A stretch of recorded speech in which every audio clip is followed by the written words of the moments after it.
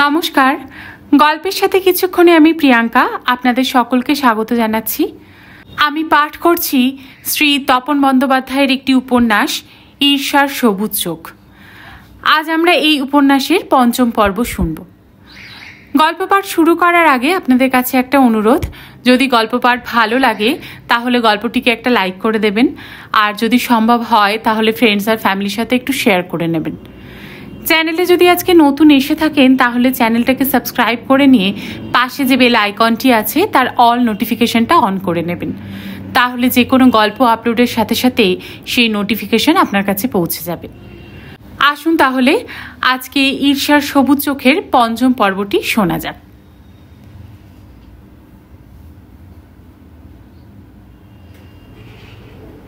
Chairman হেমজ্যোতি সিংহ রায় বোর্ডরুমের বিশাল ঘরখানায় বসে প্রায় royal বেঙ্গলের ভঙ্গিতে গর্জন করছিলেন। লাইম ইন্ডিয়া প্রাইভেট লিমিটেডের আলাদা কোনো মিটিং রুম নেই, যা আছে তা হলো এই পেল্লাই সাইজের বোর্ডরুমটি, যেখানে বোর্ড অফ ডিরেক্টরস মাসে একবার করে মিলিত হন তাদের মিটিংয়ে। বাকি দিনগুলো ঘরটা খালি পড়ে থাকে বলে অফিসের অন্যান্য জরুরি মিটিংগুলো এই বোর্ডরুমেই হয়ে থাকে। আজ সেই রকমই একটা জরুরি মিটিং। 25x20 মাপের এই বিশাল ঘরটির মাঝখানে ঝুড়ে রয়েছে উড কালারের সানমাইকা লাগানো একটি প্রমাণ সাইজের টেবিল। টেবিলটি ডিম্বাকৃতি, তার চারপাশে পরপর সাজানো গোটা 20 চেয়ার, তার মধ্যে একটি বিশাল সিংহাসন প্রতিম, অন্যগুলো ফোমের নরম গদিয়াটা হাতলওয়ালা। চেয়ারম্যান সেই সিংহাসনে আসীন, ক্ষিপ্ত ক্রুদ্ধ চোখে। তার ঠিক বিপরীত মেরুর চেয়ারে বসে ম্যানেজিং ডিরেক্টর মৈনাক বিশ্বাস। ম্যানেজিং ডিরেক্টরের চোখ মুখ অবশ্য ভাবলেশহীন। তার সামনে খোলা একটি ঝকমকে ইংরেজি জার্নাল। কখনো সেই জার্নালের পৃষ্ঠায় চোখ রাখছেন, কখনো উদাসীন হয়ে তাকাচ্ছেন খোলা জানলার ওপাশে। কী দেখছেন তিনিই জানেন। বাকি চেয়ারগুলোতে অবশ্য আসামির মতো রুদ্ধশ্বাস হয়ে কোম্পানির ম্যানেজারিয়াল ব্যাংকের অন্য অফিসাররা। তারা সবাই যেন কাঠগড়ায় দাঁড়িয়ে পাংশু মুখে শুনছেন চেয়ারম্যানের এক নাগাড়ে বোমবার্ডিংয়ের তাপ এমনই প্রখর যে ভয়ে গলা শুকিয়ে উঠেছিল অফিসারদের। কিন্তু আজকের মিটিংয়ে চা পর্যন্ত আনার হুকুম হয়নি চেয়ারম্যানের। চা তার সঙ্গে টা এলে মিটিংয়ের টাফনেস টাল খেয়ে যেতে পারে এই আশঙ্কায় আজকে এই ড্রাই অ্যারেঞ্জমেন্ট। রৌনকের তেষ্টা পেয়েছিল, কিন্তু কাউকে জলও আনতে বলা যাচ্ছে না এখন। এমন টেনশন মুহূর্ত চলছে বোর্ডরুমের ভেতর। ছোট্টখাট্টো গোলগাল চেহারা চেয়ারম্যান, যাকে রৌনকরা আড়ালে আবডালে প্রায়শই কুমড়ো পাটাশ বলে উল্লেখ করে থাকে, চোখ ফাঁকিয়ে বলছিলেন, আপনারা নিশ্চয়ই জানেন এখন লাইম ইন্ডিয়ার ভাগ্য ঝুলছে একটা সরু সুতোর ওপর। আমাদের প্রতিযোগী কনসার্ন প্যারাডাইজ প্রোডাক্ট এর আগে আমাদের সমস্ত বাথিং সোপগুলোকে মুখ থুবড়ে ফেলে দিয়েছে। মাত্র একটিই প্রোডাক্ট বিক্রি হয় এখন আমাদের, সেটি হলো ডিটারজেন্ট পাউডার। তাও এই জন্য যে প্যারাডাইজ এখনও পর্যন্ত তাদের নতুন ফর্মুলায় তৈরি মাইক্রোসিস্টেম ডিটারজেন্ট পাউডার বাজারে ছাড়তে পারেনি বলে। আমি শুনেছি তাদের এই প্রোডাক্টটিও নাকি খুবই উন্নত মানের হবে, অন্তত আমাদের PM রাহুল রায়ের তৈরি প্রোডাক্টের চেয়ে ফার ফার বেটার। সুখের কথা এই যে প্রোডাকশন শুরু হওয়ার আগেই ওদের মেশিন বাস্ট করেছে, এবং মেশিনটি অন্তত আরও 1 মাসের আগে কাজ শুরু করতে পারবে না। আর ঠিক এই সুযোগটাই আমাদের নিতে হবে। এখন এই 1 মাস আমাদের কোম্পানির প্রত্যেকেরই কনসেন্ট্রেশন হবে আমাদের ডিটারজেন্ট পাউডার হোয়াইট ওয়াশের বিক্রি বাড়ানো। একবার সেল বাড়াতে পারলে। এই পর্যন্ত বলে কয়েক মুহূর্তের জন্য থামলেন চেয়ারম্যান। বোধহয় দম নিচ্ছেন। লোকটার বয়স তো আর কম হয়নি। এতখানি উত্তেজনার ধকল কি করে সইতে পারেন কে জানে। কিন্তু আজ যেরকম ডিস্ট্রাকটিভ মুডে আছেন, তাতে এত তাড়াতাড়ি বক্তৃতায় ক্ষান্ত দেবেন বলে মনে হয় না। মাস্টারমশাই যেমন ছাত্রদের পড়া ধরেন, সেই ভঙ্গিতে তার দৃষ্টি একে একে ন্যস্ত হচ্ছে অফিসারদের মুখের দিকে। ফলে রৌনকও কায়দা করে তার চোখ চেয়ারম্যানের দিক থেকে সরিয়ে রাখল সামনে বসে থাকা অঙ্গন চক্রবর্তীর মুখে। একটু আগে কথা বলতে গিয়ে ধমক খেয়েছে রাহুল রায়। আবার কার ওপর কোপ পড়বে কে জানে। আরও যে কতক্ষণ চলবে এই আগুন ঝরানো মিটিং। কিন্তু না, চেয়ারম্যান বললেন, আমরা ঠিক 2 দিন পর আবার এই বোর্ডরুমে বসবো সন্ধ্যের পর। তার মধ্যে আপনারা যে যা দৃষ্টিকোণ থেকে লাইন অব অ্যাকশন ভেবে ফেলুন। Under the guidance of MD বিক্রি আমাদের বাড়াতেই হবে বলে আর চোখে একবার এমডির দিকে তাকিয়ে চেয়ারম্যানের গলা আবার গমগম করে বলে উঠল, তবে মনে রাখবেন 1 মাসের মধ্যে যদি প্রোডাক্টের সেল আশানুরূপ না বাড়ে, then some of you will have to go from this company, okay? শেষের মারাত্মক বাক্যটি বলে দুম করে চেয়ার ছাড়লেন হেমজ্যোতি সিংহ রায়। উঠে দাঁড়িয়ে আরও একবার জ্বলন্ত চাউনি ছুড়ে দিলেন সামনে থম হয়ে বসে থাকা আসামিদের দিকে। তারপর ছোট ছোট পায়ে খুড়খুড় করে হেঁটে বেরিয়ে গেলেন বোর্ডরুমের দরজা খুলে। চেয়ারম্যান বেরিয়ে যাওয়ার একটু পরেই এমডিও জার্নাল বন্ধ করে সবাইকে থ্যাংক ইউ বলে চলে গেলেন নিজের চেম্বারে। বাকি অফিসারেরা টেন্স হয়ে বসে রইল একে অপরের দিকে তাকিয়ে। প্রাইভেট কোম্পানিতে প্রত্যেকেই প্রত্যেকের পরিচিত, কিছুটা বন্ধুও, কেননা রোজই পাশাপাশি ঘরে বসতে হয়, আলোচনা করতে হয়, সময় বিশেষে এক জায়গায় চাও খেতে খেতে আড্ডা মারতে হয়। কিন্তু প্রত্যেকে প্রত্যেকের শত্রু। চেয়ারম্যানের শেষ কথাগুলো তখনও প্রত্যেকের বুকের ভেতর ঝনঝন করে বাজছে। সাম অফ ইউ বলতেই ঠিক কে কে তা হয়তো চেয়ারম্যানের মনের ভেতর কিছুটা নির্ধারিত হয়েই রয়েছে, কিছুটা হয়তো ঠিক হবে আগামী 1 মাসের পারফরমেন্সে।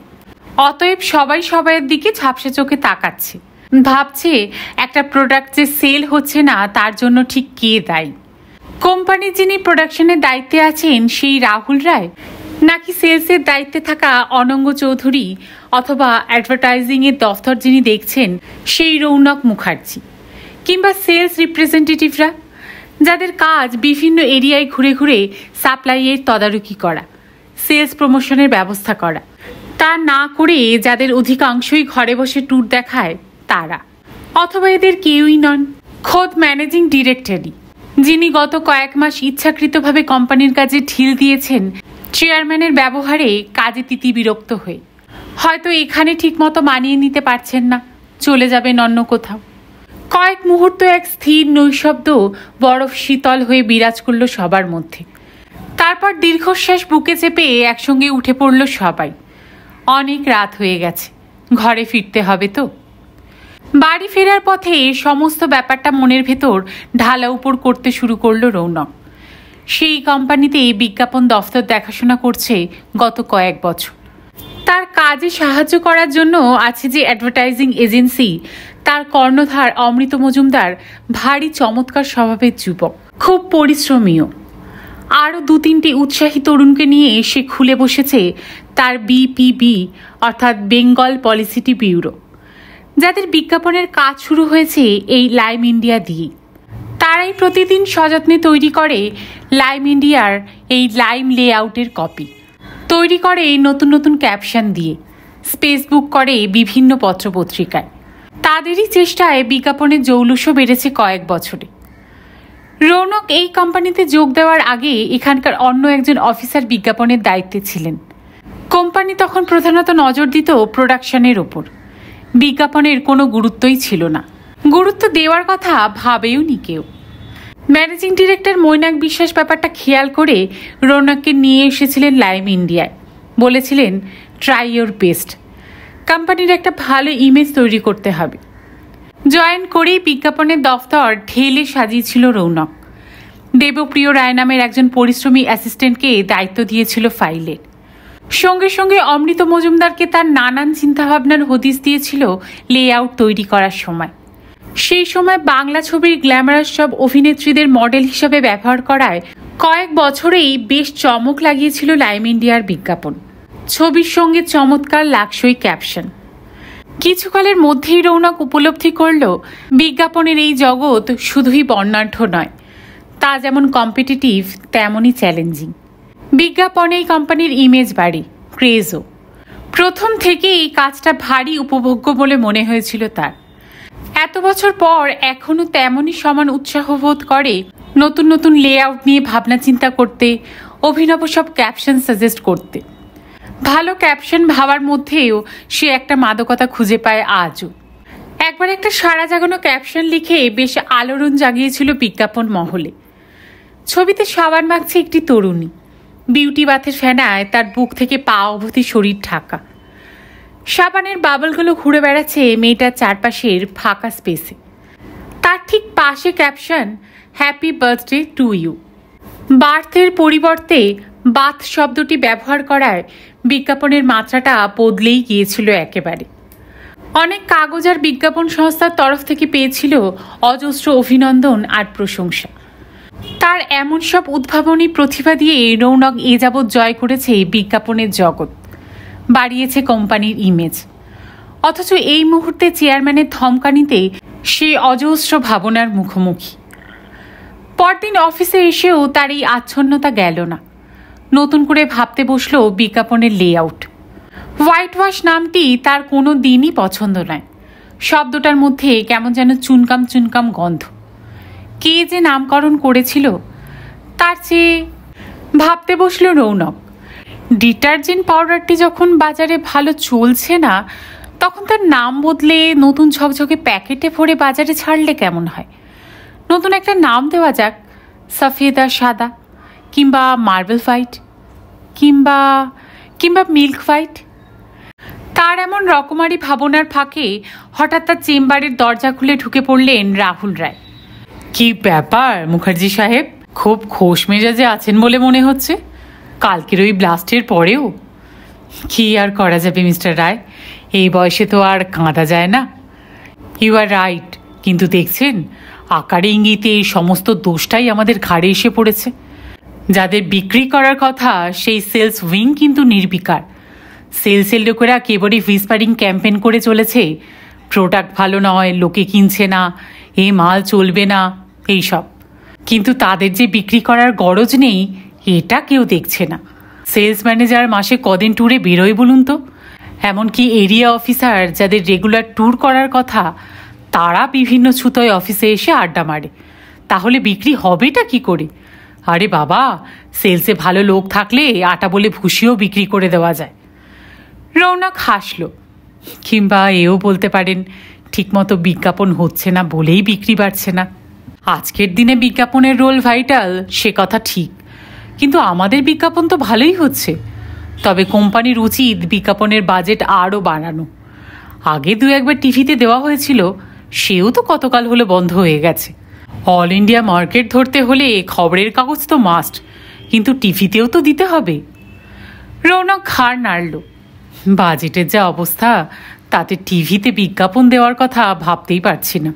বরং সেল আরও বাড়ুক, টার্নওভার বাড়লে তখন টিভির জন্য আলাদা বাজেট করব। তাছাড়া টিভির জন্য যে অ্যাড ফিল্মটা তোলা হয়েছিল সেটাও তো এখন পুরনো হয়ে গেছে। নতুন একটা অ্যাড ফিল্ম তুলতে গেলে এখন 2-3 লাখ টাকা মিনিমাম লাগবে। রাহুল রায়কে হতাশ দেখায়। তাহলে কি করা যায় বলুন তো? সেল বাড়ানোর ব্যাপারে আপনি কি কিছু ভেবেছেন? রৌনক এর মধ্যে অনেকটা ভেবে ফেলেছে, অন্তত তার দৃষ্টিকোণ থেকে। কিছুটা ড্রাফটিং করেছে, বাকিটা করে ফেলে বিকেলে টাইপ করিয়ে নেবে। কিন্তু সেটা এখনই পিএমের সামনে ভাঙতে চায় না। হেসে বলল, ভাবার চেষ্টা করছি মিস্টার রায়, মিটিং তো কাল সন্ধ্যের পর, তখন যা হোক কিছু একটা সাবমিট করে দেব। আপনিও ভাবুন না। প্রোডাকশন ম্যানেজার ঘাড় নাড়তে লাগলেন অসহায়ভাবে।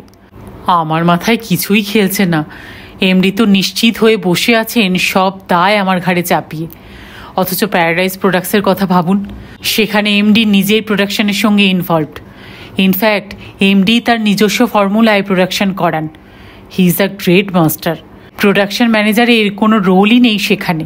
কৌশিক দত্ত কত আরামে চাকরি করছে ওখানে ভাবুন। তার ডিউটি স্রেফ ফ্যাক্টরি ঠিকমতো চলছে কিনা তা দেখা, সবাই শিফট অনুযায়ী হাজিরা দিচ্ছে কিনা তা মিলিয়ে নেওয়া, ব্যাস। কিন্তু কৌশিক দত্ত ওখানে থাকতে চাইছে না শুনলাম। এক্স্যাক্টলি। রাহুল রায় হঠাৎ ভীষণ উৎসাহী হয়ে পড়লেন। কেন জানেন? সায়ন চৌধুরী প্রোডাকশনের ব্যাপারটা পুরোপুরি তার নিজের হাতে রেখেছে বলেই কৌশিক দত্তের আক্ষেপ। ওদের প্রোডাক্টের এত রমরমা, তার কৃতিত্বের পুরোটাই ভোগ করছেন এমডি নিজে। তাতে প্রোডাকশন ম্যানেজার কৌশিক দত্তের কোনো ভূমিকা নেই। সেদিন কৌশিক দত্তের সঙ্গে দেখা হলো, একদম ফিউরিয়াস হয়ে আছে, রাগে গড়গড় করছে এমডির ওপর। বলল, আমার হাতে প্রোডাকশনের ভার দিক না, এর চেয়েও ভালো প্রোডাক্ট বাজারে ছাড়তে পারি। রৌনক আশ্চর্য হয়ে বলল, তাই এমডি তো কিছুটা ছেড়ে দিতে পারেন কৌশিক দত্তের হাতে? রাহুল রায় ঘাড় নাড়ল। কেনই বা ছাড়বে? আমাদের এমডির যেমন শুধু ম্যানেজমেন্টের ডিগ্রি আছে, টেকনিক্যাল ব্যাপারে তিনি কিছুই জানেন না, কিন্তু প্যারাডাইসের সায়ন চৌধুরী তো আর তা নন, তার টেকনিক্যাল নলেজও আছে। এই রকম এমডির আন্ডারে কাজ করতে পারলে তো আমি বর্তে যেতাম। প্রোডাকশনের ব্যাপারে নিজের রেসপন্সিবিলিটিও খুব বেশি থাকতো না। কত আরামের চাকরি। রৌনক হাসতে হাসতে বলল, কৌশিক দত্ত কি সত্যি চাকরি ছেড়ে দেবে বলে মনে হয়? হুম, মনে তো হয় না। ওর সঙ্গে কথা বলে দেখেছি, খুব জটিল ধরনের মানুষ। মুখে একরকম বলে, কাজে আর এক রকম।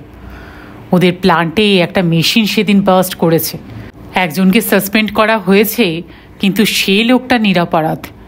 কিন্তু যার পক্ষে এই সাবোটাজ করা সম্ভব, কৌশিক দত্ত তাকে সেভ করতে চাইছে। নিশ্চয়ই কোনো গূঢ় অভিসন্ধি লুকিয়ে আছে ওর ভেতর। রৌনক আশ্চর্য হলো, তাই নাকি?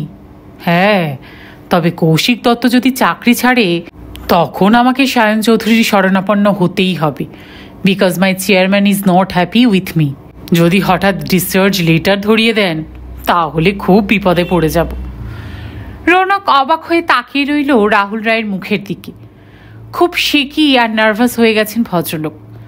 তার হাসিও পেয়ে গেল এই কারণে যে কয়েকদিন আগে ওই রাহুল রায় সায়ন চৌধুরীর কোম্পানিকে ক্র্যাশ করার জন্য তার চেম্বারে এসে খুব তাতিয়েছে। আজ আবার কৌশিক দত্ত চাকরি ছাড়বে খবর পেয়ে প্যারাডাইসে জয়েন করার তাল করছে। সত্যিই পৃথিবীটা ভারী বিচিত্র। অবশ্য ডিসচার্জ লেটার ধরিয়ে দেওয়ার কথাটা শুনে রৌনকের নিজেরও খুব অস্বস্তি হচ্ছে।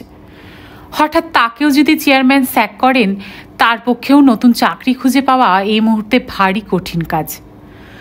চকিতে ঋতবৃতার সুন্দর মুখখানা ভেসে উঠল তার মগজের ক্যানভাসে।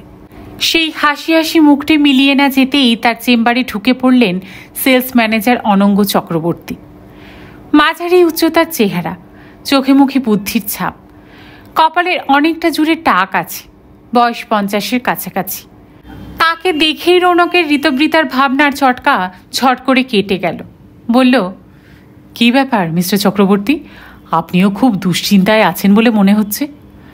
অনঙ্গ চক্রবর্তী সাদাসাপটা মানুষ, বললেন, আমার জীবনে কোনো দুশ্চিন্তা নেই। সেলসের লোক মানেই কথা বিক্রি করে খেতে হয়। কারখানা থেকে যেরকম মাল বেরোবে সেরকম বিক্রি করব। ভালো মাল বেরোলে ভালো বিক্রি হবে, খারাপ মাল বেরোবে সেলও ফল করবে। কথার মারপাশ দিয়ে খারাপ মাল একবার বিক্রি করা যায়, দুবার বিক্রি করা যায়, বারবার গেরস্থকে টুপি তো পরানো যায় না। আজকালকার মানুষ ভীষণ অ্যালার্ট। যত দিন যাচ্ছে ততই টাফ হয়ে উঠছে সেলসের লাইন। এখন দরকার ভালো প্রোডাক্ট, বুঝলেন? তারপর গলা নামিয়ে বললেন, একটা রিপোর্ট তৈরি করে ফেলেছি। প্রোডাকশন ম্যানেজারের হাতে হেরিকেন ধরিয়ে দিয়েছি রিপোর্টে। এমডি গিয়ে নাকি বলেছে সেলস উইং ভালো করে কাজ করছে না। দেখুন দেখি, ছেলেগুলো ঢনঢন করে ঘুরতে ঘুরতে এসব জন্ডিস বাঁধিয়ে ফেললো, আর উনি কি না। তাই? রৌনক চুপ করে থাকে। প্রোডাকশন ম্যানেজার আর সেলস ম্যানেজারের এই ঝগড়াটুকু কোম্পানিতে সবাই বেশ উপভোগ করে মনে মনে। দু তরফই চায় অপরের ঘাড়ে দোষ চাপিয়ে নিজে পার পেয়ে যেতে, অথচ গলদ যে আসলে কোথায় তা কেউই খুঁজে দেখতে চায় না। কাল চেয়ারম্যানের মিটিংয়ে ব্যাপারটা বেশ জমে উঠবে তাহলে। কথা বলতে বলতে সেলস ম্যানেজার হঠাৎ উঠে পড়লেন। যাই, এমডির সঙ্গে একটা পরামর্শ করে নিই বাঘের সামনে পড়ার আগে। বাঘ অর্থাৎ চেয়ারম্যান অর্থাৎ সেলস ম্যানেজারও বেশ টেন্স হয়ে আছেন আগামীকালের ব্যাপারে। পুরনো প্রোডাকশন পুরনো নামে পুরনো প্যাকে চালানো সুবিধাজনক, নাকি পুরনো প্রোডাকশনকে একটু বদলে ফেলে নতুন প্যাকে নতুন নামে বিক্রি করাটা অধিকতর শ্রেয়? Which one is more sellable? ভাবতে ভাবতে হঠাৎ পার্সোনাল ম্যানেজার মিস্টার মৈত্রের ঘরে ঢুকল রৌনক। তার টেবিলে পড়ে থাকা সিগারেটের প্যাকটি দেখিয়ে জিজ্ঞাসা করল, আচ্ছা মিত্র সাহেব, আপনি কি এই সিগারেট বরাবরই খেয়ে আসছেন, নাকি মাঝে মাঝে বদলে ফেলেন ব্র্যান্ড? মিস্টার মৈত্র বিস্মিত হলেন। কেন হঠাৎ? কলেজে যখন সিগারেটে হাতেখড়ি হয়, ধুরি হাতেখড়ি নয়, মুখে আগুন হয়, তখন বেশ দামি সিগারেট ধরেছিলাম। তারপর গত 20 বছর এইটাই চলে আসছে, আর বদলাতে ইচ্ছে করে না। কেমন যেন একটা মায়া পড়ে গেছে। ও, তার মানে আপনি লয়াল। রৌনক তৎক্ষণাৎ নিজের ঘরে গিয়ে ফোন করলো দীপঙ্করকে। আচ্ছা দীপঙ্কর, আপনি কি একই ব্র্যান্ডের সিগারেট বরাবর খেয়ে আসছেন নাকি মাঝে মাঝে বদলান? দীপঙ্করও অবাক হলো। আমি তো প্রায়ই ব্র্যান্ড বদলাই। ইনফ্যাক্ট নতুন কোনো সিগারেট বাজারে বেরোলেই কেন জানি না আমার কিনতে খুব লোভ জাগে। মনে হয় দেখি না কেমন টেস্ট। আপনি হলেন ফ্লোটার। রৌনক ফোন ছেড়ে দেয়। একান্ত আত্মমগ্ন হয়েই বাড়ি ফিরে সেদিন হঠাৎ ঋতব্রীতাকে জিজ্ঞাসা করে, একই সাবান রোজ রোজ মাখতে তোমার ইচ্ছে করে নাকি মাঝে মাঝে বদলাতেও চাও? হকচকিয়ে যায় ঋতব্রীতা। কেন, নতুন নতুন সাবানে চান করতেই তো বেশি মজা, নতুন গন্ধই তো। রাতে বিছানায় শুয়ে হঠাৎ ঋতব্রীতার ফর্সা আঙ্গুল তুলে নেয় নিজের বুকের ওপর। ঈষৎ গোলাপি নেল পালিশে চকচক করছে ঋতুর নখ। বলো তো ঋতু, একই নেল পালিশ রোজ রোজ মাখতে ভালো লাগে নাকি এক এক দিনের এক এক রঙের এক এক ব্র্যান্ডের? ঋতব্রীতা ফুলে ফুলে হাসে। কেন, সেদিন দেখোনি কিরকম রক্তের রঙের নেল পালিশ পরেছিলাম? তুমি তো আরও বললে, কি ব্যাপার আমার পিঠ থেকে রক্ত খামছে নিয়েছো নাকি, এত লাল নখ কেন তোমার? এমন অসভ্য না তুমি। তার মানে তুমি ফ্লোটার? রৌনক বিড়বিড় করে। ফ্লোটার মানে? কেউ কেউ একই ব্র্যান্ড চিরকাল আঁকড়ে ধরে থাকে, তাদের বলা হয় লয়াল। আবার কেউ কেউ ইচ্ছে মতো ব্র্যান্ড বদলায়, নতুন কোনো কিছুতেই তাদের আকর্ষণ। মার্কেট রিসার্চের ভাষায় এদের বলে ফ্লোটার। আচ্ছা বলো তো ঋতু, মার্বেল হোয়াইট নামটা বেশি ভালো লাগে শুনতে নাকি সফেদ সাদা নাকি মিল্ক হোয়াইট? ঋতব্রীতা সে কথার জবাব না দিয়ে রৌনকের হাতটা তার বুকের ওপরে তুলে নেয়। তাহলে এবার তুমি বলো তো, একই বউ রোজ রোজ পছন্দ হয় তোমার নাকি রোজ নতুন নতুন? রৌনক হেসে ফেলল। এই একটা ব্যাপারে 99% বাঙালি লয়াল, তবে অবশ্যই সাংসারিক জীবনে, মনে মনে হয়তো নয়। কিন্তু এই ব্যাপারে একজন ফ্লোটার আমাদের চোখের সামনেই রয়েছে। তিনি প্যারাডাইজ প্রোডাক্টসের chairman cum MD Sayan Chowdhury. রোজ কাগজে যা পড়ছি নতুন নতুন মেয়ে নিয়ে। কঙ্কাকে কোম্পানির কয়েকটি জরুরি চিঠি লেখার তাগিদ ছিল বলে ডেকে পাঠিয়েছিল সায়ন। কঙ্কা রায় তার পিএ কাম সেক্রেটারি।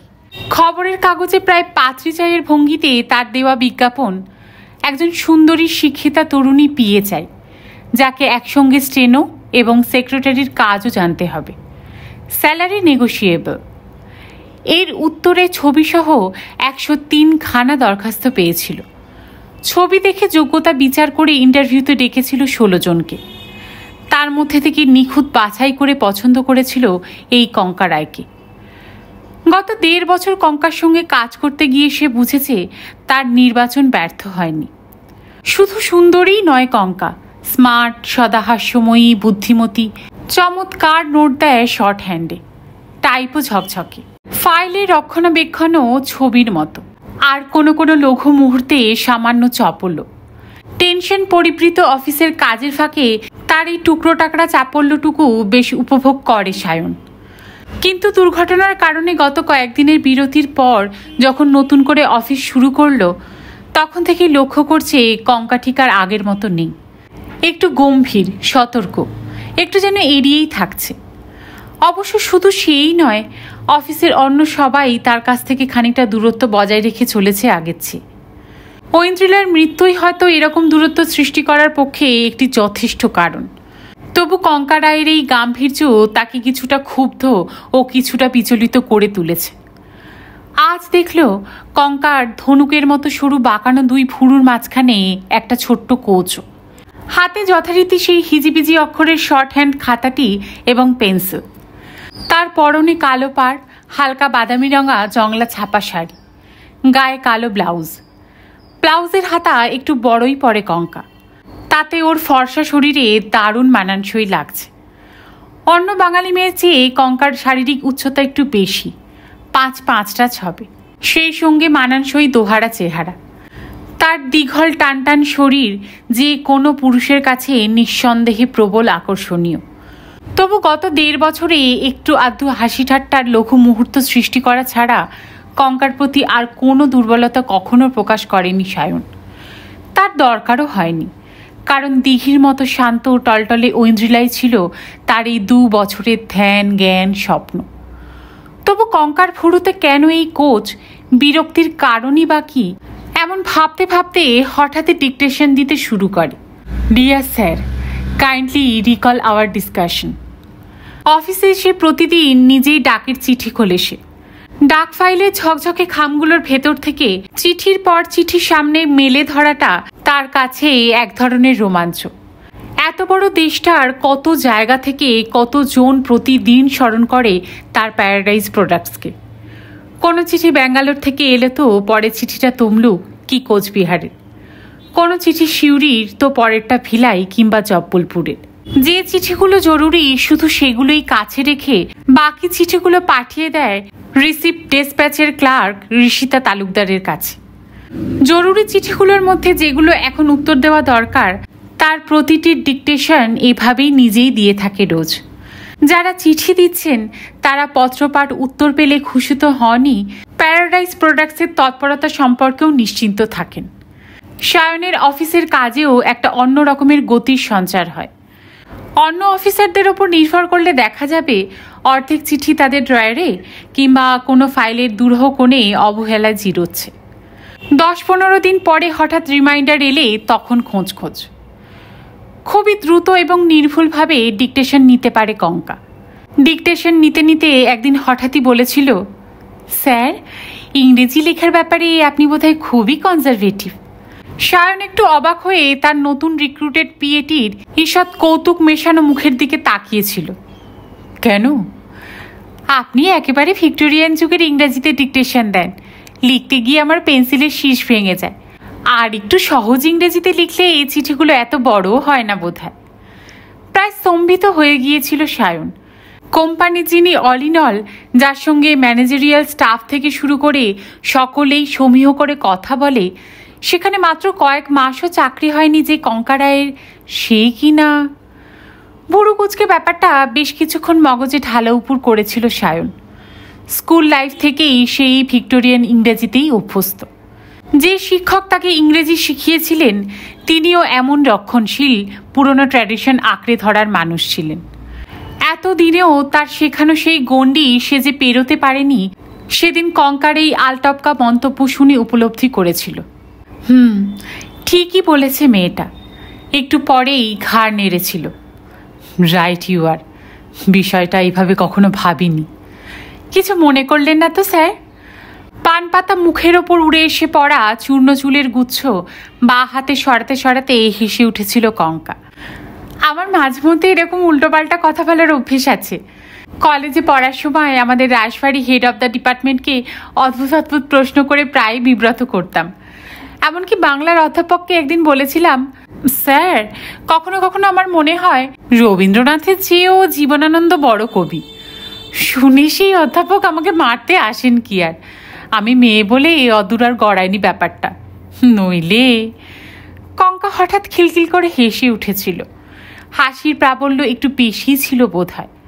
পর মুহূর্তেই সংযত করেছিল নিজেকে। এটা অফিস, বাড়ির বৈঠকখানা নয় বুঝতে পেরে। সায়ন অবশ্য কৌতুক অনুভব করেছিল ঘটনাটায়। এসব কোম্পানিতে ব্যবসাজনিত টানাপোড়েনে প্রতিটি মুহূর্ত এমন রুদ্ধশ্বাস হয়ে থাকে যে কখনো চটুল পরিহাস হয়তো দরকার। তারপরেও অবশ্য মাঝে মাঝে কাজের অবসর বুঝে কঙ্কা তার যুক্তিতে, শানিত কথায়, কৌতুকের স্ফুরণে কোনো নতুন ভাবনায় আন্দোলিত করত সায়নকে। ডিকটেশন শেষ হওয়ার পরও দু একটা লঘু সংলাপে সায়নের চাপ চাপ টেনশন লাঘব করত কিছুটা। কিন্তু আজ নোট নেওয়া শেষ হতেই সে যেমন নিঃশব্দে এসেছিল, তেমনই চুপচাপ শব্দহীন মাথা নিচু করে তার খাতা পেন্সিল গুছিয়ে উঠে দাঁড়ালো দ্রুত। চেয়ার ছেড়ে ঘুরে দাঁড়াতেই সায়ন অসহিষ্ণু হয়ে বলে উঠল, কঙ্কা। বোধহয় কিছুটা বিস্মিত হয়েই কঙ্কা ফিরে দাঁড়ায় সায়নের দিকে, ভুরুতে তেমনই কোচ। Are you sick Kanka? Kanka সহসা হতচকিত, তেমনই বিস্ময় নিয়ে বলল, কেন স্যার? তোমাকে কদিন ধরেই খুব গম্ভীর দেখছি। শরীর ঠিক না থাকলে কয়েকদিন ছুটি নিয়ে বিশ্রাম নিতে পারো। আমি পার্সোনাল ডিপার্টমেন্টে রোহিণীবাবুকে দিয়ে কাজ চালিয়ে নেব। সায়নের কণ্ঠস্বরে এমনই দৃঢ়তা ছিল যে কঙ্কা রায়ের ফর্সা মুখখানা মুহূর্তে লাল হয়ে উঠল। অভিব্যক্তিতে একটা অস্বস্তিও। দ্রুত বলে ফেলল, no sir, I am okay sir. ঠিক আছে, এখন যেতে পারো। সায়ন আরও গম্ভীর হয়ে বলল। দ্বিধাজড়িত পায়ে কঙ্কা বেরিয়ে যাবার পর চোখ বুজে কিছুক্ষণ বসে রইল সায়ন। সংবাদপত্রে 1 মাস ধরে যেসব কুৎসা মেশানো রসালো ঘটনা ও তার প্রতিক্রিয়া পর পর প্রকাশিত হয়ে চলেছে, তাতে একটি বাঙালি পরিবারের মেয়ের পক্ষে সে যতই আধুনিকাই হোক না কেন, সায়ন চৌধুরীকে এই মুহূর্তে এড়িয়ে থাকতে চাওয়াটাই স্বাভাবিক। ইতিমধ্যে একদিন কোর্টে হাজিরাও দিতে হয়েছে সায়নকে। গার্গী তার সঙ্গে কোর্টে যেতে চেয়েছিল। সায়ন আটকে উঠে বলেছিল, এই কাজটি করো না প্লিজ। কাল কাগজে আমার ছবি তো উঠবেই, সঙ্গে তোমার ছবিও, সঙ্গে আর এক প্রস্থ পর্ণ মেশানো স্টোরি। ছবি আর গল্প ছাপাতে চাও তো? গার্গী অদ্ভুতভাবে হেসেছিল। বদনাম তো হয়েই গেছে, না হয় আরও কিছু মিথ্যে বানিয়ে বানিয়ে লিখবে। কি মিথ্য করা বলুন? সেদিন দিব্যি লিখে দিল আমাকে নাকি কোলাঘাটের বাংলোয় নাইটি পরা অবস্থায় দেখা গেছে আপনার সঙ্গে, অথচ আদৌ কোনো বাংলোই যায়নি। আমরা রূপনারায়ণের তীরে বসে জেলেদের মাছ ধরা দেখছিলাম। সায়ন রেগেমেগে বলেছিল, যত সব রাবিশ। গার্গী হাসতে হাসতে বলেছিল, তবু ভাগ্যিস লেখেনি, রাত্রিবাসও করেছি আমরা, তাহলে লোকে আরও রসিয়ে রসিয়ে পড়ত। সায়ন গম্ভীর হয়েছিল। যখন হাতি কাদায় পড়ে তখন ব্যাঙও তাকে লাথি মারে। সেদিন আমার পিএ কঙ্কা রায়কে নিয়েও অশ্লীল মন্তব্য করেছে, পড়েছ? গার্গী তৎক্ষণাৎ বলেছিল, পড়েছি। এমনভাবে ওরা লেখে যে প্রথমে বিশ্বাস করে ফেলেছিলাম, পরে যখন দেখলাম আমার সম্পর্কেও যাতা লিখেছে, যা সত্যি নয় তাই লিখেছে অসহ্য গাড়িরি করা বর্ণনা দিয়ে, তখন আর ওদের কোনো লেখাকেই বিশ্বাস করি না। তাহলে কোর্টে যাওয়াটা থাক, কি বলো গার্গী? গার্গী কথায় সায় দিয়ে দীর্ঘশ্বাস ফেলে বলেছিল, তাহলে থাক। তার চেম্বারের দরজায় সামান্য শব্দ তুলে কঙ্কা ধীর পায়ে বেরিয়ে যেতে সায়ন মনে মনে ঘাড় নাড়ল। কাগজের লোকেদের ভয়েই কঙ্কা এড়িয়ে যেতে চাইছে তাকে। অবশ্য ঠিকই করছে সে। কঙ্কা গার্গীর মতো বেহিসাবি নয়। সে তার কেরিয়ার গড়ে তুলেছে অতি সযত্নে। তার বসের সঙ্গে কতটুকু মিশলে, কতটা কথা বললে, হাসলে, তার শরীরে কতটা ঢেউ তুললে তার অ্যাম্বিশন ঊর্ধ্বমুখী হবে, তা সে ভালোই জানে। এই মুহূর্তে প্যারাডাইসের গুডউইলের গ্রাফ নিম্নমুখী। এখানে তার চাকরির ভবিষ্যৎ এখন শূন্যই বলা যায়। হয়তো সে এরপর চাকরি খুঁজবে অন্য কনসার্নে। কিছু একটা অফার পেলেই তক্ষুনি রেজিগনেশন লেটার পাঠিয়ে অব্যাহতি চাইবে প্যারাডাইস প্রোডাক্টস থেকে। সায়ন অবশ্য তৎক্ষণাৎ ছেড়ে দেবে তাকে। অমন একটি শিক্ষিতা চৌখস মেয়ের ভবিষ্যৎ নষ্ট হোক, সে কখনোই তা চাইবে না। ভাবতে ভাবতে কয়েক মুহূর্তের জন্য বোধহয় অন্যমনস্ক হয়ে গিয়েছিল। এর মধ্যে কখন যেন বেল বাজিয়ে ডেকে নিয়েছে কমার্শিয়াল ম্যানেজার মিস্টার মিত্রকে। বছর 32-এর হ্যান্ডসাম স্মার্ট যুবক, কথাবার্তায় দারুণ শার্প। চেম্বারের দরজা ঠেলে একটি চেয়ার টেনে বসাতেই সায়ন জিজ্ঞাসা করল, সেলসের কি খবর মিস্টার মিত্র? বেশ কয়েকদিন পর দেখা হলো রৈতাস্য মিত্রের সঙ্গে। স্পষ্টতই তাকে দ্বিধাগ্রস্ত মনে হলো। এক মুহূর্ত চুপ করে থেকে বললেন, ভালো নয় স্যার, 1 মাসে সেল ফল করেছে প্রায় অর্ধেক। মাই গড! সায়ন চমকে উঠল। টেবিলের ওপর রাখা একটি ফুল লতাপাতা ভরা পেপার ওয়েট আস্তে আস্তে ঘোরাচ্ছিল। কমার্শিয়াল ম্যানেজারের জবাব শুনে একদম স্টিফ হয়ে গেল পেপার ওয়েটটা। বলেন কি? হ্যাঁ স্যার, অনেক চেষ্টা করেছি সেল তুলতে, কিন্তু কিছুতেই রেসপন্স পাচ্ছি না। এরিয়া ম্যানেজারদের নিয়ে মিটিংও করলাম 2-3টে।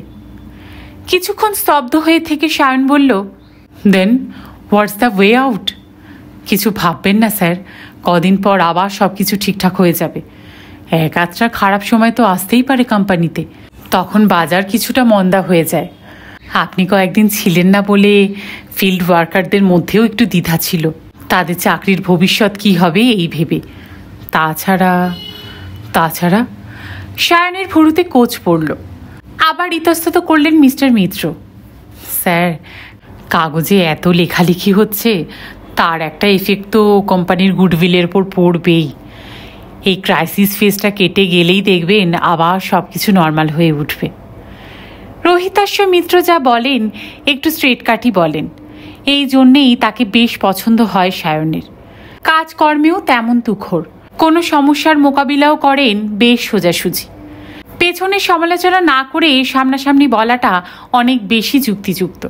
তাতে কোম্পানির চেহারাটা স্পষ্ট বোঝা যায়। ঠিক আছে mister Mitra, try your best.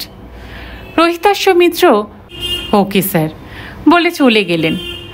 গত কয়েকদিন ধরে অফিসে আসছে বটে সায়ন, কিন্তু সে এতই অন্যমনস্ক, বিষণ্ণ, দুশ্চিন্তায় ভুরুতে এমন কোচ ফেলে আছে যে মন বসাতেই পারছে না কাজে। একে ওকে ডেকে টুকটাক এটা ওটা জিজ্ঞাসা করছে, খোঁজ খবর নিচ্ছে কোনো সেকশনের, কিছু হয়তো কাজও দিয়েছে কাউকে, কিন্তু পরিপূর্ণভাবে মন বসানোর তাগিদ খুঁজে পায়নি। বারবার মনে হচ্ছিল কার জন্যই বা তার এত পরিকল্পনা, এত খাটাখাটুনি। ঐন্দ্রিলার কথা যতবার মনে হচ্ছিল ততই তার ভেতরে উস্কে উঠছে এক ধারাবাহিক অস্থিরতা। প্রোডাকশন ম্যানেজার কৌশিক দত্ত অফিসে আসেননি আজ। ফ্যাক্টরিতে ফোন করে দেখল সেখানেও নেই। কাল দেখা হয়েছিল এক মুহূর্তের জন্য, তখন কিন্তু বলেননি আজ আসবেন না। হয়তোবা বলেছিলেন, অন্যমনস্ক ছিল বলে সায়ন শুনতে পায়নি, কিংবা মনেই নেই। 3-4 দিন ধরে সে আপ্রাণ চেষ্টা করছে যাতে মন ও শরীরের সম্পূর্ণ জড়তা ঝেড়ে ফেলে সে আবার আগের মতো শুরু করতে পারে তার দৈনন্দিন রোজনামচা। কিন্তু কি একটা বিপুল অপরাধের বোঝা তার ঘাড়ে চেপে বসেছে, যা থেকে বহু চেষ্টা করেও মুক্ত হতে পারছে না। সেল ফল করছে, তার অর্থ গত 1 মাসের প্রোডাকশনের অনেকখানি স্টক জমে গেছে। স্টক পাইলিং হয়ে যাওয়া মানে টাকা ব্লকড হয়ে যাওয়া, তার মানে ব্যাংকে বিরাট অঙ্কের সুদ গুনতে হবে সব মিলিয়ে। নাকি সে অফিসে ছিল না বলে গত 1 মাসে ঠিকমতো প্রোডাকশন হয়নি? কৌশিক দত্ত অবশ্য তাকে একবারও বলেনি সে কথা। গত কয়েকদিন বেশ কয়েকবার তাকে ডেকে পাঠিয়েছিল সায়ন। নতুন প্রোডাক্ট নিয়ে, ড্যামেজ প্লান্ট নিয়েই যা কিছু আলোচনা প্ল্যানিং হয়েছে, পাইলিংয়ের ব্যাপারে নয়। কিন্তু যদি পাইলিংই হয়ে থাকে তাহলে কোন প্রোডাক্টটা? রোজবেরি না ড্রিম বাথ, নাকি দুটোই? আগেকার প্রোডাক্টের সেল যদি আগের জায়গায় ধরে রাখা না যায়, তবে নতুন প্রোডাক্টের ভাবনা তো আরও পিছিয়ে দিতে হবে, নাকি এক্ষুনি নতুন কোনো প্রোডাক্ট শুরু করে দেওয়া উচিত? এত সব ভাবনা একসঙ্গে মাথার ভেতর ভিড় করে আসায় অস্থিরতা আরও বেড়ে গেল তার। একটা রাইজিং কনসার্ন হঠাৎ কীভাবে এক অভাবিত দুর্ঘটনার ধাক্কায় ভেঙে চুরমার হয়ে যেতে পারে তার নিজের চোখে না দেখলে বিশ্বাস হতো না। এখন এহেন ক্রাইসিস থেকে উদ্ধার পেতেই হবে তাকে। তার জন্য দরকার নতুন উদ্যোগ, নতুন কোনো পরিকল্পনা। আবারও নিজেকে উজাড় করে ঢেলে দিতে হবে কাজের মধ্যে। হঠাৎ তার ভাবনার তার ছিঁড়ে বাইরে প্রথমে 3 বার টক টক টক শব্দে নক। তারপর সুইং ডোর ঠেলে যিনি সায়নের ঘরে ঢুকলেন তিনি মধুমন্তী রায় মজুমদার, কোম্পানির অ্যাডভার্টাইজিং ম্যানেজার। সায়ন মুখে হাসি ফুটিয়ে বলল, বসুন মিসেস রায় মজুমদার। স্যার, এ কদিন অফিসে এসেছেন কিন্তু আমাকে একবারও ডাকেননি, তাই নিজেই চলে এলাম। সামনে চেয়ারে ছড়িয়ে বিছিয়ে বসে কাঁধের শাড়ি বিন্যস্ত করতে করতে মধুমন্তী বললেন। সবুজ হলুদ প্রিন্টের চমৎকার একটি সিল্কের শাড়ি পরেছেন মধুমন্তী, কপালে বড় করে একটি টিপ। সেটা ওর চওড়া কপালে বেশ মানানসই লাগছে। রোজ টিপের রঙও বদলে যায় শাড়ি ব্লাউজের রঙের সঙ্গে ম্যাচ করতে। আজ পরেছেন সবুজে হলুদে মেশানো টিপ। বয়স 33-এর মতো হবে, কিন্তু এমন চমৎকার শরীরের বাঁধুনি আর মুখের গড়ঞ্জে 25-26-এর বেশি মনে হয় না। হাতে শাখা বা কপালে সিঁদুরের কোনোটাই নেই, অথচ নাম লেখেন মিসেস। এই ব্যাপারে কখনো কৌতূহল প্রকাশ করেনি সায়ন, তবু কার কাছে যেন অস্পষ্ট শুনেছিল ভদ্রমহিলা ডিভোর্সি। এই কোম্পানিতে জয়েন করার পর থেকেই মধুমন্তী বরাবর কেমন যেন বিষণ্ণ, নিষ্প্রভ হয়ে থাকতেন। অথচ মুখশ্রী কী চমৎকার! যখন হাসেন একটা অদ্ভুত সৌন্দর্য ছড়িয়ে থাকে সমস্ত শরীরময়। বিষণ্ণ সৌন্দর্যই। এই সৌন্দর্যও যে কতটা নজর কাটতে পারে একজন পুরুষের, তা মধুমন্তীকে না দেখলে বোঝা যায় না। আজ কিন্তু মনে হচ্ছে মধুমন্তী কেন যেন বেশ খুশি খুশি। সেই খুশির রেশ ঝরে পড়ল তার গলায়। স্যার, বিজ্ঞাপনের ব্যাপারে কোনো ডিসিশন নিইনি আপনার অ্যাবসেন্সে। বিভিন্ন কাগজের লোকেরা অনবরত আসছে, সবাইকে বলেছি আরও কিছুদিন অপেক্ষা করতে। অন্যদিনের তুলনায় আজ বেশ ফ্রি লাগছে মধুমন্তীকে। চোখের কোণে জমে থাকা বিষণ্ণতার রেশটুকুও আজ তেমন নেই। একটু বেশি সেজেছেনও মনে হচ্ছে। আগে ঠোঁটে হালকা করে লিপস্টিক লাগাতেন, আজ গাঢ় রক্ত রঙের লিপস্টিক গ্লেজ দিচ্ছে দারুণভাবে। ব্যাপার কি, নতুন করে কারো প্রেমে পড়লেন নাকি মধুমন্তী? স্যার, সেল ফল করেছে শুনে আমিও খুব দুশ্চিন্তায় আছি। কি করা যায় ভাবতে ভাবতে নতুন একটা আইডিয়া মাথায় এসেছে। এই মুহূর্তে কিন্তু আমাদের অ্যাডের খানিকটা ডাইভার্সন করা উচিত। মানুষের স্মৃতি খুব দুর্বল, নতুন কোনো থিম পেলে অনায়াসে ভুলে যায় পুরনো সব কথা। পুরনো অ্যাড বদল করে কয়েকটা লেআউট কাগজে ছাপালেই দেখবেন আমাদের প্রোডাক্ট আবার বাজার ধরে নিয়েছে। সায়ন ঘাড় নাড়ল। ঠিক আছে। এক উঠতি ফিল্ম আর্টিস্ট আমার প্রায় বান্ধবীর মতো, বোম্বে গিয়ে সিরিয়াল করে খুব নাম করেছে। 10-12 করে নেয়। আমি বললে 1000-5 রাজি হয়ে যাবে আমাদের কোম্পানির মডেল হতে। ওকে দিয়ে কয়েকটা অ্যাড করাই, নতুন ক্যাপশন, নতুন লেআউটে। সায়ন আবার ঘাড় নাড়ল অনুমোদনের ভঙ্গিতে। মধুমন্তী রায় মজুমদারের মাথায় এইসব ব্যাপারে বেশ আইডিয়া খেলে। চমকপ্রদ ক্যাপশন দিয়ে ভালো অ্যাড করানোর ব্যাপারে কিছুটা খ্যাতি হয়েছে। একজন তরুণ আর্টিস্টকে ধরে এনে তাকে নিজের মতো করে শিখিয়ে পড়িয়ে নিচ্ছেন। একটা নামি অ্যাডভার্টাইজিং সংস্থার থ্রু দিয়ে রিলিজ করাচ্ছেন বিজ্ঞাপনগুলো। তাতে ওই অ্যাড এজেন্সি কমিশনের একটা পার্সেন্টেজ নিয়ে নেয় বটে, কিন্তু তাতে বড় কাগজগুলো থেকে ক্রেডিট পাওয়া যায়। ক্যাশ ডাউন করতে হয় না সঙ্গে সঙ্গে। রোজবেরি আর ড্রিম বাথ দিয়ে গত বছর চমৎকার একটা টিভি অ্যাডও করিয়েছেন মধুমন্তী। কম্পোজিশনটাও দারুণ হয়েছিল, প্রায় স্বপ্নের মতো একটা দৃশ্য। চারিদিকে শুধু নীল নীল আর নীল, তার ভেতরে একটা বাথটাবে শুয়ে আছে নীল সাবানের ফেনায় মাখামাখি একটা সুন্দরী যুবতী। স্বপ্নের মতো তার চোখ দুটো। সে একবার মিষ্টি করে হাসতেই বাথটাবটা হঠাৎ রূপান্তরিত হলো একটা বিশাল অ্যাকোরিয়ামে। সঙ্গে সঙ্গে মেয়েটাও পরিণত হলো এক মৎস্যকন্যায়।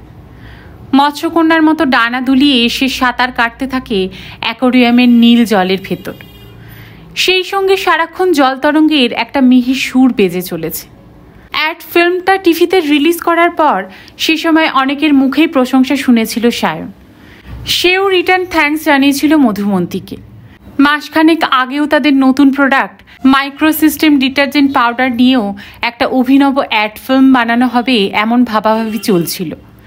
আর ঠিক সেই সময়ই সায়নের জীবনে এই দুর্ঘটনা। ঠিক আছে, গো অ্যাহেড। সায়ন তার অ্যাডভার্টাইজিং ম্যানেজারের চিন্তাভাবনা অনুমোদন করে দিতেই থ্যাংক ইউ স্যার বলে হেসে উঠে পড়লেন মধুমন্তী। তার চলে যাওয়ার পথের দিকে কিছুক্ষণ তাকিয়ে রইল সায়ন। ভদ্রমহিলার স্বামী নেই, অথবা থেকেও নেই। তাকে দেখে সায়নের বারবার এক ধরনের সহানুভূতি ছুঁয়ে ছুঁয়ে যেত। আজ তার উচ্ছল খুশিয়াল চেহারা দেখে সায়নের ভালোই লাগলো। আবার অনেকক্ষণ চুপচাপ স্লথ হয়ে চেয়ারে ঠেস দিয়ে বসে রইল সে, চোখ দুটো বোজানো। এক ধরনের ডিপ্রেশন তার সারা শরীর ও মনে জাঁকিয়ে বসেছে দ্রুত। সারাক্ষণ এমন এক ক্লান্তি তাকে অবশ করে তুলেছে যা তার চরিত্রের মানসিক গঠনের বিরোধী। যে কোনো ঝড় ঝাপটাকেই সে প্রতিহত করে এগিয়ে গিয়েছে এতকাল, অতিক্রম করেছে সমস্ত বাধা বিপত্তি। তার অ্যাম্বিশন ছিল আকাশ ছোঁয়া, অন্যকে ছাপিয়ে এসে বড় হতে চেয়েছিল, কিন্তু তা কেবল নিজের প্রতিভা আর শ্রমের জোরে, কোনো অশুভ প্রতিদ্বন্দ্বিতায় নয়। লাইম ইন্ডিয়া কিন্তু তার এই সাফল্যকে কখনো ভালো চোখে দেখেনি। গত কয়েকদিন আগেই এক অদ্ভুত বিজ্ঞাপন বেরিয়েছে কাগজে। স্বপ্ন স্নান আর স্বপ্ন নয়, দুঃস্বপ্ন, তার থেকে দূরে থাকুন। তারপর আর একদিন গোলাপে কণ্টক থাকে, মাখতে গেলে গায়ে লাগে। সায়ন বুঝতে পেরেছে ড্রিম বাথ আর রোজবেরিকে আক্রমণ করে এই বিজ্ঞাপন, আর তা প্রকাশিত হয়েছে লাইম ইন্ডিয়ার চেয়ারম্যান হেমজ্যোতি সিংহ রায়ের নির্দেশে। অর্থাৎ লাইম ইন্ডিয়া অলক্ষ্যে প্যারাডাইজ প্রোডাক্টকে হেয় করে তুলতে চাইছে মানুষের চোখে। বুদ্ধিমান মানুষের তো আর অভাব নেই দেশে। তারা ঠিকই আলোচনা করবে বিজ্ঞাপনগুলো নিয়ে, হাসাহাসি করবে, তারপর হুইসপারিং চলবে পথে ঘাটে, ট্রামে, বাসে। কি ব্যাপার তাহলে রোজবেরি আর ড্রিম বাথ? প্যারাডাইসের সেল যখন হু হু করে পড়ে যাচ্ছে, তখন এই বিজ্ঞাপন গোদের ওপর বিষ ফোড়ার মতো। মধুমন্তীর সঙ্গে এ ব্যাপার নিয়ে আলোচনা করবে ভেবে রেখেছিল, একদম ভুলে গেছে অন্যমনস্কতায়। এখন চারদিকের এই ছোবল এড়াতে একটা কিছু পরিত্রাণের পথ খুঁজে বার করতে হবে তাকে। এত বড় অফিস, এমন বিশাল এস্টাবলিশমেন্ট, এত লোকের জীবিকা, তার মান সম্মান সব জিয়ে রাখতে গেলে নতুন কোনো ওয়ে আউট বাতলাতে হবে তাকে। মাইক্রোসিস্টেম ডিটারজেন্ট পাউডারের প্রোডাকশন আরম্ভ হওয়ার আগেই বন্ধ করে দিতে হলো এক আচম্বিত দুর্ঘটনায়। কেন যে হঠাৎ প্ল্যান্ট বার্স্ট করলো তার কারণও বেশ রহস্যময় রয়ে গেল তার কাছে। এও কি তাহলে আর এক স্যাবোটেজ? কার হাত আছে এর পেছনে? লাইম ইন্ডিয়ার নয় তো? তার কানে এসেছে তাদের মেশিন বার্স্ট করায় ভারী খুশি হয়েছে লাইম ইন্ডিয়ার চেয়ারম্যান। তার প্রোডাক্ট মার্কেটে বেরোলে সায়ন নিশ্চিত ছিল লাইম ইন্ডিয়ার হোয়াইট ওয়াশ বাজারে মার খেয়ে যাবে। লাইম ইন্ডিয়ার কাছে সেটা হতো একেবারে দুঃস্বপ্নের মতো। সেজন্যে কি তারাই? লাইম ইন্ডিয়ার ভাবনাটা মাথায় বার কয়েক রোল খাবার পর হঠাৎ সায়ন সিদ্ধান্ত নিল ডিটারজেন্ট পাউডার যখন বাজারে ছাড়া যাচ্ছে না, তখন নতুন কোনো একটা স্নানের সাবান তৈরি করবে সে। রোজবেরি কিংবা ড্রিম বাথের মার্কেট যখন ফল করছে, তখন নতুন কোনো প্রোডাক্ট মার্কেটিং করাই সবচেয়ে সহজ কাজ। একেবারে আনকমন একটা প্রোডাক্ট, নতুন নামে, নতুন গন্ধে, নতুন রঙে। ভাবতে ভাবতে বেশ উত্তেজিত হয়ে উঠল সে। তাহলে আরও একবার তাকে ম্যাজিক দেখাতে হবে, নতুন ফর্মুলায় নতুন সাবান। আরও একবার তার ল্যাবরেটরিতে নতুন ফর্মুলার উৎস সন্ধানে ডুব দিতে হবে। ঠিকই, দ্যাটস দ্য আইডিয়া। লাফিয়ে উঠল সায়ন। ঠিক এই মুহূর্তে একটি ফোন বেজে উঠল তার টেবিলে। রিসিভার তুলে বেশ প্রসন্ন মেজাজেই বলল, হ্যালো, কে? গার্গী? কি ব্যাপারে? কদিন একদম দেখা নেই কেন? আমাকে ভুলে গেলে নাকি? কিন্তু একটু পরেই টেলিফোনের ওদিককার কথা শুনতে শুনতে সে একেবারে স্তব্ধ হয়ে গেল।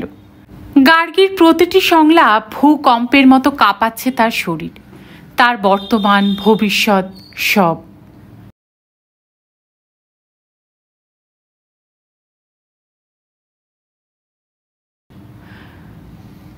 শেষ করলাম আজকে শ্রী তপন বন্দ্যোপাধ্যায় সৃষ্ট ঈর্ষার সবুজ চোখের ৫ম পর্ব। সকলে খুব ভালো থাকবেন। গল্প শোনার জন্য আপনাদের সবাইকে অসংখ্য ধন্যবাদ।